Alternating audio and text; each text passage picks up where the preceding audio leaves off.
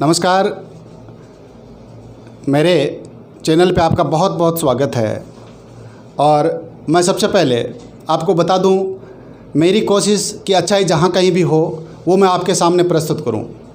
और एक ऐसी ही आज का मैसेज उन यूथ एस्पिरेंट्स के देने की मेरा प्रयास रहा है कि जिस भाई को मैं आमंत्रित कर रहा हूं वो निश्चित ही आपके लिए, मेरे लिए और हम सब के लिए प्रेरणा स्रोत है।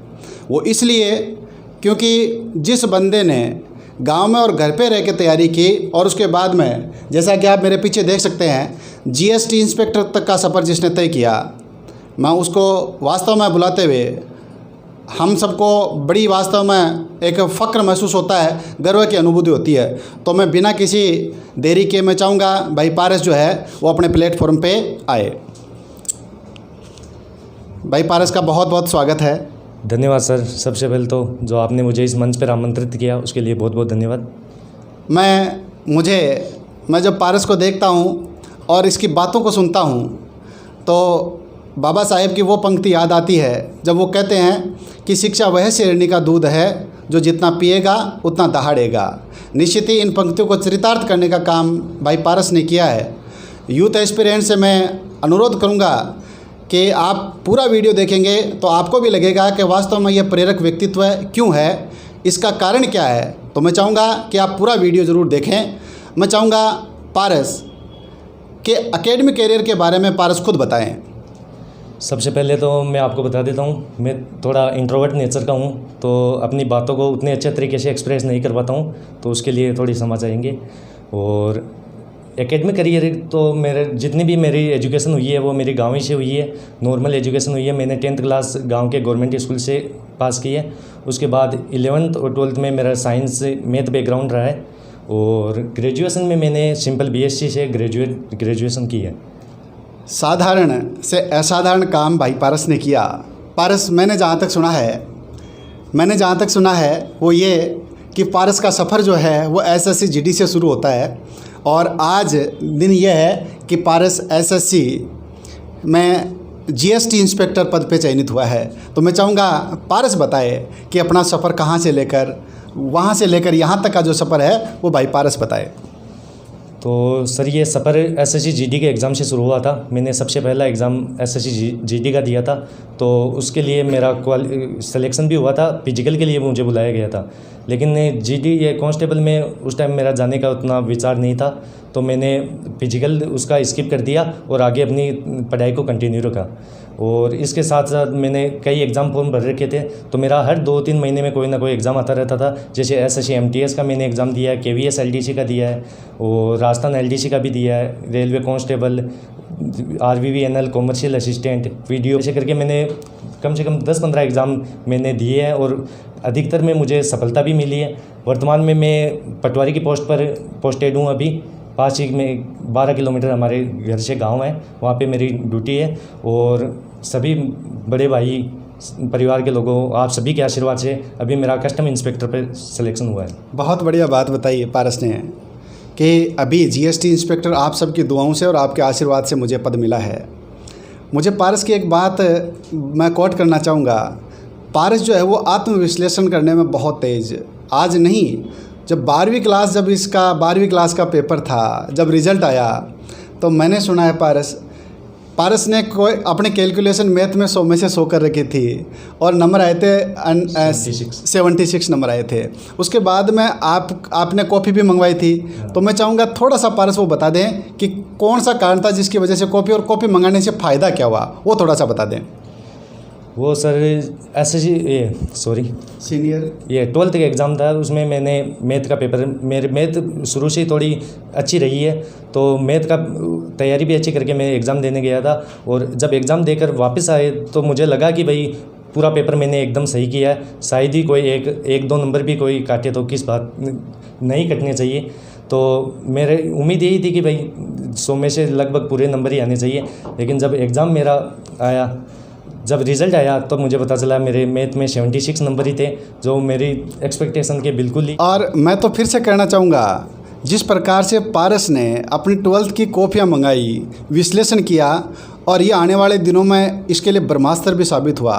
मैं फिर से यूथ एस्पिरेंट्स को कहना चाहूँगा कि निश्चित ही अपने जो पेपर है उनका विश्लेषण करें। इस मामले में मैं चाहूँगा कि पारस का व्यू जो है पारस बताएं।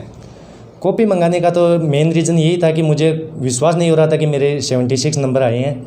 मुझे लगा कि भाई इतने नंबर किस चीज़ के कटे हैं मेरे नंबर, तो वही था कि पता तो चले कम से कम कि नंबर इतने कम क्यों हुए। बिल्कुल बिल्कुल बिल्कुल बिल्कुल। और ये जो सफ़र था आत्मविश्लेषण का वो आज जीएसटी इंस्पेक्टर पे आके रुका है। मैं पारस से फिर से चाहूँगा, मैंने तो कभी पढ़ा था कि इतिहास में कोई पारस पत्थर भी हुआ था और पारस पत्थर होता था, और कहते हैं कि जो पारस पत्थर जिसको छू लेता था वो सोना बन जाता था। आज जिस प्रकार से मैं 11-12 कंपटीशन एग्ज़ाम की लिस्ट मैंने बना रखी है, पारस लगभग उन एग्ज़ामों में बैठा है और उसको फाइट किया है। और इसीलिए मैं यदि ये बात कहता हूँ तो कहीं कोई अतिशयोक्ति नहीं है कि चित्तावा ग्रामीण अंचल जितनी पारस से प्रेरणा लेता है उतनी शायद ही कोई दूसरे से लेता होगा। और मुझे तो लाइब्रेरी में जितने लड़के आते हैं वो कहते हैं कि सर पारस ऐसा लड़का है जिसने पता नहीं कितनी नौकरियां छोड़ दी। एक तरफ नौकरी मिलती नहीं और एक तरफ बार बार मिलती है, छोड़ दी जाती है, उससे ऊपर की नौकरी प्राप्त कर ली जाती है। मैं चाहूँगा पारस अपना फैमिली बैकग्राउंड बताते हुए इस सफलता का राज क्या है वो भी हमें बता दें। तो सर आपका पहला क्वेश्चन था कि आप फैमिली बैकग्राउंड, तो मैं एक नॉर्मल मिडिल क्लास फैमिली से बिलोंग करता हूँ और मेरे पिताजी मजदूरी किया करते हैं और हम 4 भाई हैं। परिवार को और सभी लोगों का मेरे एजुकेशन में बहुत अच्छा सपोर्ट रहा है। दूसरा सर आपने पूछा कि सफलता का राज क्या है, तो उसमें यह है कि मेरा बेसिक्स जो है मेरे शुरू से ही बहुत अच्छे रहे हैं, तो मुझे अपने कंपटीशन में उतना स्ट्रगल नहीं करना पड़ा जिससे कि मैं आपको वो टिप्स वगैरह कुछ बता सकूं। लेकिन फिर भी 2-4 पॉइंट है जो मैं आपको बताना चाहता हूं, जो मैंने भी गलतियां की है और जो मेरे साथ के फ्रेंड सर्किल के लोग हैं वो भी अक्सर वो गलतियां कर ही देते हैं। तो सबसे पहली और इम्पोर्टेंट चीज़ है कि कंटिन्यूटी। कंपटीशन के एग्ज़ाम में कंटिन्यूटी का होना बहुत ज़रूरी है। मैंने देखा है कि कई हमारे साथ के फ्रेंड सर्किल के लोग तैयारी करते हैं, किसी एक एग्ज़ाम की बढ़िया तैयारी करते हैं और किसी कारण से वो एग्ज़ाम क्वालिफाई ना हो तो फिर वो अपनी पढ़ाई को वहीं पर छोड़ देते हैं और जब अगला एग्ज़ाम आता है तो उससे 1-2 महीने पहले वो फिर से तैयार होते हैं और फिर उस एग्ज़ाम की तैयारी करने में लगते हैं। तो ये चीज़ बहुत ही मुझे गलत लगती है। अगर हम कंपटीशन की तैयारी कर रहे हैं, अगर हमारा सिलेक्शन भी हो गया है तो भी हमें एक बार के लिए रुकना नहीं चाहिए, हमें दूसरे एग्ज़ाम्स की तैयारी करते रहनी चाहिए। इससे क्या है, एक तो कंटिन्यूटी रहने से हमारी पढ़ाई की हैबिट बनी रहती है और दूसरा अगर अपन गैप दे देते हैं बीच में, पढ़ाई के बीच में गैप देते हैं, तो जितना हमने इतने दिनों में पढ़ा होता है वो हमारा जीरो होने लगता है। तो और हमें एक नए सिरे से शुरुआत करनी पड़ती है। इससे अच्छा है कि हम कम पढ़े लेकिन हर दिन थोड़ा बहुत पढ़ते रहें। दूसरा अगर मैं पॉइंट बताना चाहता हूँ टिप्स के तौर पर, तो वो है कि जितने भी एग्ज़ाम्स हैं, मेरा तो ये मानना है कि हर एग्ज़ाम्स के लिए अप्लाई करो। हालांकि हमारा टारगेट कोई हाई हो सकता है लेकिन उस टारगेट से नीचे के एग्ज़ाम्स के लिए भी हमें अप्लाई करना चाहिए और जितना हो सके एग्ज़ाम्स में हमें अपीयर होना चाहिए। क्योंकि मुझे तो लगता है कि जितना एग्ज़ाम की तैयारी करना इंपॉर्टेंट है उतना ही इम्पोर्टेंट है अलग अलग एग्ज़ाम्स में अपीयर होना। क्योंकि एग्ज़ाम्स में अपीयर होने से एक हमें ये कॉन्फिडेंस आता है कि एग्ज़ाम हॉल में किस तरह हमें परफॉर्म करना है। क्योंकि मैंने देखा है कई लोग बढ़िया से तैयारी करते हैं, अच्छे से तैयारी करते हैं, लेकिन उनका एग्ज़ाम हॉल में वो उतना अच्छा परफॉर्म नहीं कर पाते हैं। तो उसका यही कारण होता है कि उन्हें एग्ज़ाम हॉल में किस तरह परफॉर्म करना है ये चीज़ उनको आइडिया नहीं रहता है। और ये चीज़ तभी डेवलप होगी जब हम ज़्यादा से ज़्यादा एग्ज़ाम में अपीयर होंगे। और इसका एक बेनिफिट और भी है कि हमारा टारगेट चाहे हाई लेवल हो लेकिन हमने कोई नीचे का लो लेवल की कोई एग्ज़ाम हमने अगर क्रैक भी कर ली तो उससे हमें एक कॉन्फिडेंस रहता है कि हमारे पास एक जॉब तो है। और उसके बाद दूसरा एग्ज़ाम अगर कोई हम तैयारी भी कर रहे हैं तो उसमें हमारे पास एक अलग कॉन्फिडेंस होता है। और तीसरा पॉइंट मैं बताऊँ, जो कभी भी अपन जब तैयारी करें तो टाइमिंग के हिसाब से नहीं करें। मैं देखता हूँ कई लोग होते हैं जो टाइमिंग का रूटीन बना के रखते हैं कि भाई मुझे एक दिन में 8 घंटे पढ़ना है, 6 घंटे पढ़ना है, कितना भी है वो पढ़ना है। लेकिन मुझे लगता है कि टाइम पर फोकस करने के बजाय हमें अपने सिलेबस पर फोकस करना चाहिए। मैं अपनी बता देता हूँ कि मैं जैसे मेरे तो हर 2-2.5 महीने बाद में कोई ना कोई एग्ज़ाम आता रहता था। तो जैसे मेरे 2.5 महीने बाद में एग्ज़ाम है तो 15 दिन कम करके मैं ऐसे करता था कि भाई 2 महीने में मुझे इतना सिलेबस कवर करना है। तो वो उस हिसाब से मैं कैलकुलेट करके अपने टारगेट को छोटे टुकड़ों में बांट लेता था। फिर एक दिन में मुझे इतना टारगेट पूरा करना है, हर दिन का एक टॉपिक रहता था कि भाई इतने टॉपिक मुझे कवर करने हैं और उनको मैं पूरा करने की कोशिश करता था, जिससे वो टारगेट भी पूरे होते थे और अपना सिलेबस भी कवर होता रहता है। और जो टाइमिंग से पढ़ते हैं उनमें ये प्रॉब्लम होती है कि वो पढ़ते तो है लेकिन उनका फोकस कहीं और रहता है, कहीं मोबाइल में ध्यान चला जाता है या ध्यान कहीं और रहता है, किताब सामने रहती है, तो उसे अपने को लगता भी है कि हमने 4-5 घंटे पढ़ाई की है, लेकिन वो पढ़ाई फिर उतनी फ्रूटफुल नहीं रहती है। इससे अच्छा है कि हम अपने टॉपिक्स पर फोकस करें कि भाई ये टॉपिक मुझे आज के दिन में कवर करना ही है, चाहे मुझे 3 घंटे लगे चाहे 8 घंटे लगे, लेकिन टॉपिक मुझे कवर करने हैं। और इसके साथ में चौथा और आखिरी पॉइंट जो मुझे लगता है बहुत इम्पोर्टेंट भी है कि पढ़ाई के साथ साथ अदर एक्टिविटीज़ में भी जो भी आपको अच्छा लगे उस पर भी ध्यान देना चाहिए। जैसे आपको अगर कोई खेल पसंद है, क्रिकेट, वॉलीबॉल या फिर एक्सरसाइज वगैरह या फिर दोस्तों के साथ घूमना, तो उसको भी अपनी पढ़ाई के साथ कंटिन्यू रखना चाहिए। क्योंकि एक ऐसे केवल पढ़ने से, पढ़ाकू बनने से एक तो हमारी पढ़ाई से थोड़ी बोरिंग होने लगती है फिर वो पढ़ाई, और जो हमारा रूटीन है वो ज़्यादा लंबे समय तक नहीं रह पाता है। और दूसरा, अगर अपन खेल वगैरह में भी इंटरेस्ट रखें तो हमारा माइंड थोड़ा रिलैक्स फील करता है और जो अपन पढ़ते हैं वो ज़्यादा समय के लिए याद रहता है। तो इसके साथ ये जो अपन पढ़ाई करते हैं तो उसमें अदर एक्टिविटीज़ का भी उतना ही ध्यान रखें, क्योंकि जब हम एग्ज़ाम देने जाएं तो हमें ये नहीं लगना चाहिए कि हमने इतनी पढ़ाई की है और अगर होगा नहीं होगा तो क्या होगा। हमें ये लगना चाहिए कि हमने जितनी पढ़ाई की है उतना ही हमने इन्जॉय भी किया है, तो जो होगा वो अच्छा ही होगा। ये माइंडसेट से हमने एग्ज़ाम देने जाना चाहिए। बहुत बढ़िया बात बताई।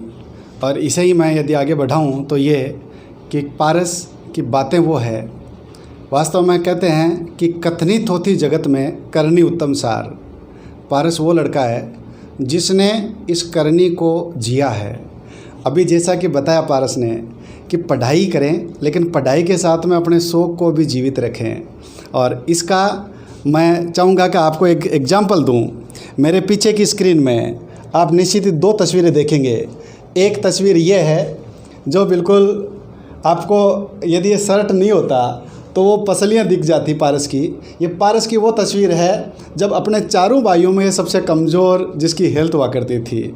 और एक तस्वीर दूसरी ये है जिसमें आप देख सकते हैं ये जो शानदार बॉडी पिक्चर जो दिखाई जा रही है, वो मुझे लगता है कि पारस का जो शौक़ के साथ में जीवन जीना है ये इसको परिलक्षित करता है। तो मैं चाहूँगा पारस इसके ऊपर थोड़ा सा प्रकाश डाल दें। इसमें यही है कि सर किसी चीज़ का अभाव होता है वही बहुत अच्छा एक अपने आप में मोटिवेशन होता है। हम 4 भाई हैं और चारों में उस टाइम सबसे दुबला पतला और कमज़ोर मैं ही दिखता था। तो जितने भी हमारे रिलेटिव है या पड़ोसी है, कोई भी देखता वो यही बोलते थे कि ये तो आप में सबसे अलग ही लगता है। तो ये सब चीज़ें सुन के मैं थोड़ा परेशान हो गया था और मेरा यही टारगेट था कि भाई अपनी फिजिक अच्छी करनी है। कब मेरी हाइट एकदम बढ़िया नॉर्मल हो जाए, मेरी एज हो जाए कि मैं जिम स्टार्ट कर सकूं। तो जितना मेरा ये फोकस था कि कोई जॉब लगना है, उतना ही मेरा यही फोकस था कि मुझे बॉडी भी बनानी है। तो जैसे ही मेरे 12th हुए और मेरी एज ठीक ठाक हुई तो मैंने जिम वगैरह ये स्टार्ट कर दी। और ये था कि लेकिन मैं जो भी करता था, पढ़ाई के टाइम में पढ़ाई करता था और जिम करता था, तो मेरा पूरा फोकस जिम पर रहता था। तो जो भी काम करो वो पूरी लगन से करो, बस यही है। निश्चित ही पारस से सीखे, पढ़ाई के समय पढ़ाई और शौक़ के समय शौक़।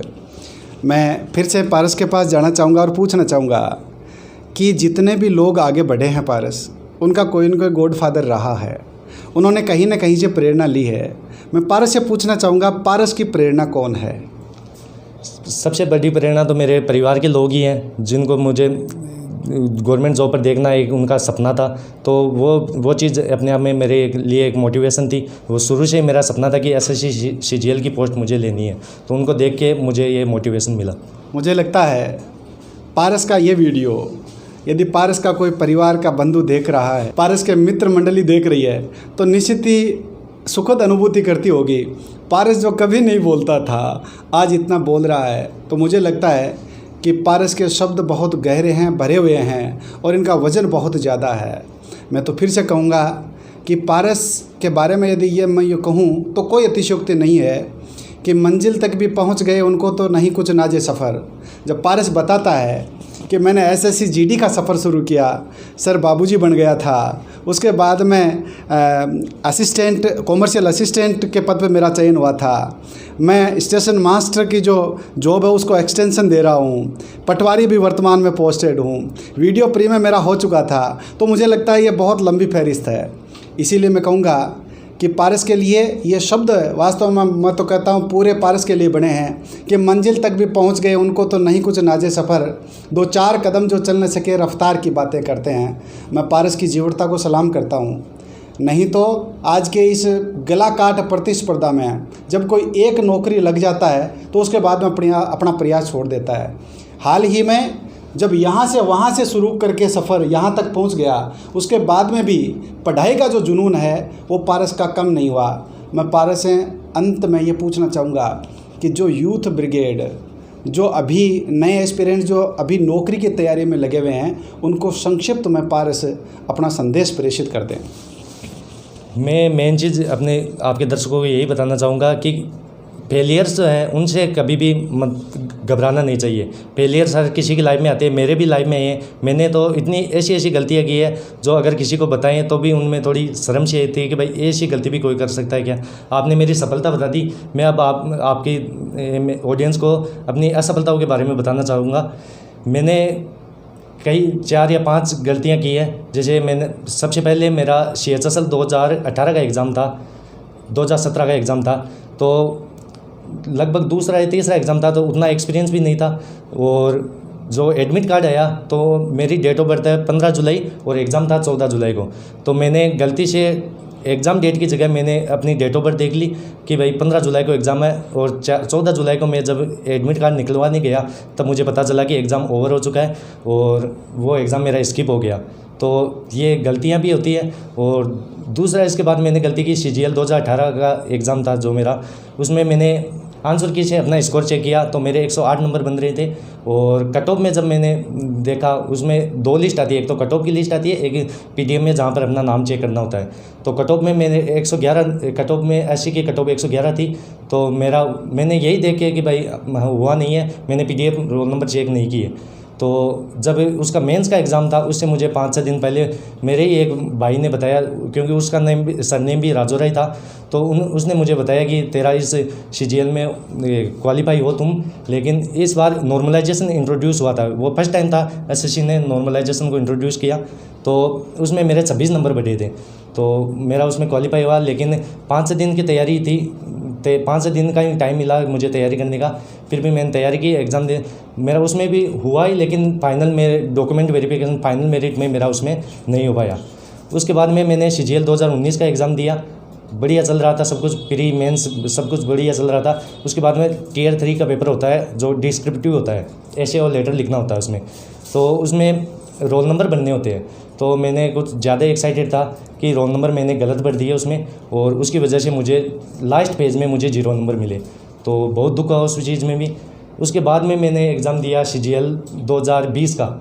तो ये जितने भी एग्ज़ाम दिए थे मैंने, वो पास ही मेरे शिखर में एक कॉलेज है वहीं पे हुए थे।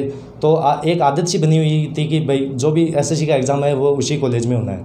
तो मैंने प्री दे लिया, मेंस के 2 एग्ज़ाम भी दे लिए, और उसके बाद में मैंने देखा तो उसमें शिखर, उसमें सिटी लगा हुआ था कि भाई शिखर में एग्ज़ाम है।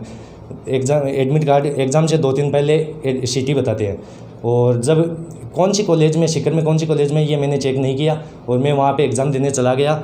और जब चला गया तो एक एग्ज़ाम तो मेरा वहीं पे था उसी कॉलेज में, वो मैंने दे भी दिया। अगले दिन भी मैं वहीं उसी कॉलेज में पहुंच गया, लेकिन वो दूसरे दिन जो एग्ज़ाम था मेरा, वो वहाँ से 25 किलोमीटर दूर एक कॉलेज थी वहाँ था, जिसके कारण मेरा एग्ज़ाम वो स्किप हो गया। और ये जो 2020 वाला जो सेंटर मेरा स्किप हुआ, ये इसमें मैंने इतनी बढ़िया तैयारी की थी कि भाई जो CGL का मेंस का एग्ज़ाम मैथ का पेपर होता है, मैथ का 200 नंबर का पेपर होता है, तो मेरी इस लेवल की तैयारी थी कि मैं कॉपी और पेन को साइड में रख के केवल वर्बली पेपर सोल्व करता था, मैथ का पेपर वर्बल सोल्व करता था, और उसमें भी मेरे 150 प्लस नंबर आ जाते थे। 2-3 एग्ज़ाम दे लिए और इतनी अच्छी तैयारी भी मैंने की थी कि ये बढ़िया मेरा स्कोर हो रहा था, लेकिन इतनी तैयारी के बावजूद एग्ज़ाम स्किप हो गया, तो बहुत ज़्यादा दुख भी हुआ। और पर यही मैं आपको बताना चाहता हूँ कि फेलियर्स हर किसी की लाइफ में आते हैं। उसके बाद CGL 2021 का एग्ज़ाम था, जब मेरी पटवारी की वो ट्रेनिंग चल रही थी, तो उतना टाइम मिल नहीं रहा था। लेकिन जो ये 2-3 एग्ज़ाम में मैंने तैयारी की जिनमें मैं फेल हुआ था, ये तैयारी मेरे उतने उस टाइम काम आई। और मैंने शायद 5% 10% तैयारी 2021 में की थी, लेकिन उसमें 21 वाले एग्ज़ाम में मुझे बढ़िया स्कोर हुआ और ये कस्टम इंस्पेक्टर की पोस्ट मिली है। तो यही बताना चाहूँगा कि अगर फेल भी कोई एग्ज़ाम में होते हैं तो इसका ये मतलब नहीं कि आपकी पढ़ाई वेस्ट हो गई। पढ़ा हुआ कभी भी वेस्ट नहीं जाता है। तो जो भी अगर फेलियर भी आते हैं आपके लाइफ में तो उससे निराश नहीं होना है, बस दोबारा शुरुआत करने से नहीं चूकना चाहिए। क्योंकि दोबारा शुरुआत, वो जो कहते भी है कि दोबारा शुरुआत करने से कभी घबराना नहीं चाहिए, क्योंकि इस बार शुरुआत जीरो से नहीं अनुभव से होती है। तो हमेशा कभी भी अगर फेलियर भी हो जाए तो दोबारा स्टार्ट करने से कभी नहीं घबराना है। यही मैं बताना चाहता हूँ। बहुत अच्छी बात बताई पारस ने। और मैं तो फिर से कहूँगा कि गलतियाँ अगर रुलाती है तो राहें भी दिखाती है। पारस ने जैसा बताया कि मैंने बहुत सारी गलतियाँ की, लेकिन गलतियों के साथ में अनुभव भी मैंने खूब सीखे। आपको लगता है कि पारस का चयन आज आपको वीडियो प्रस्तुत करने में मैंने सही किया, तो निश्चित ही कमेंट करें, इस वीडियो को लाइक करें और चैनल को सब्सक्राइब कर दें, और ताकि हमें भी मोटिवेशन मिले, मेरा भी मनोबल बढ़े कि जिस प्रकार से आज मैंने पारस का चयन किया, कल आने वाले दिनों में कोई और पारस आए और आपको अपनी जो पूरी जो यहाँ तक का जो रूटीन है, यहाँ तक की जो मंजिल तक पहुँचने का जो सफ़र है वो आपको बताएं। मैं फिर से कहूँगा कि मुझे दूर देश की दुनिया के उदाहरण प्रस्तुत करने का कोई शौक़ नहीं है। मैं चाहता हूँ आपके सामने उन लोगों को प्रस्तुत किया जाए जिन्होंने आपके पास में रह करके कुछ खास किया है, और ऐसी ही कड़ी में आपके बीच में मैं पारस को लेकर आया हूँ। पारस ने समय दिया, इतनी बातें बताई, इसके लिए पारस का बहुत बहुत आभार। बहुत बहुत धन्यवाद सर, आपने भी जो आपने मुझे यहाँ पर आमंत्रित किया और बोलने के लिए मौका दिया, इसके लिए बहुत बहुत धन्यवाद सर। बहुत बहुत धन्यवाद। Okay, thank you.